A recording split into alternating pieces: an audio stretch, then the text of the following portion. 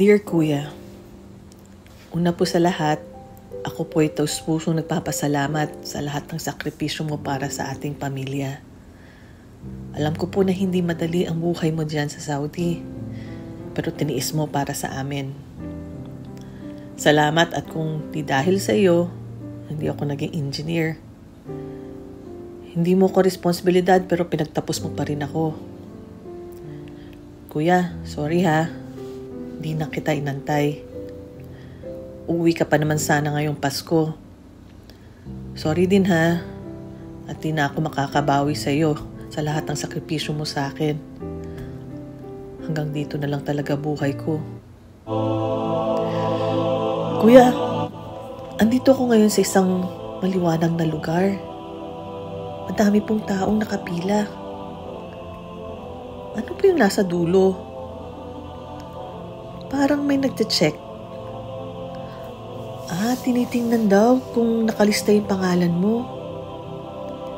Ito na ba yung langit? Alam kong mas alam mo to, kuya. Kasi sabi nga ni nanay, may inaatinan ka daw na Bible study dyan sa Jeddah. Nag-aanop ka nga daw? Ano yun? SOL. Yun nga yun. Kuya, sandali lang ha. Ako na daw po yung sunod. Ha? Bakit wala? Kuya, wala daw yung pangalan ko. Pakitingnan nga po ulit. Juan de la Cruz po. Z po yung dulo. Ha? Wala. Kuya, bakit wala? Mabait naman ako, di ba? Di ba, kuya? Di naman ako pasaway ah. Masunuri na anak ako. Ha?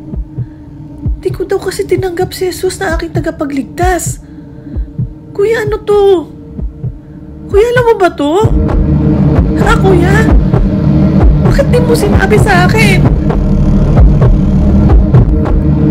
Kuya, dadalhin na daw ako sa ibang lugar. Kuya, ayokong sumama. Gusto ko po dito lang ako, kuya. Kuya, natatakot po ako. Ayoko po.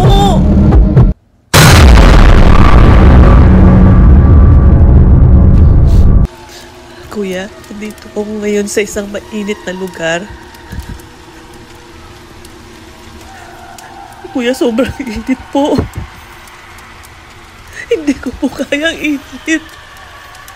At ang dilim. Kuya, ang ingay-ingay po. Ang dami po umiiyak. Hindi ko po kaya dito, kuya. Kuya, sabi mo mahal mo ko. Bakit hindi mo ito sinabi sa akin? Kuya, ayoko dito. Tulong po. Kuya, tulong. Kuya, tulong.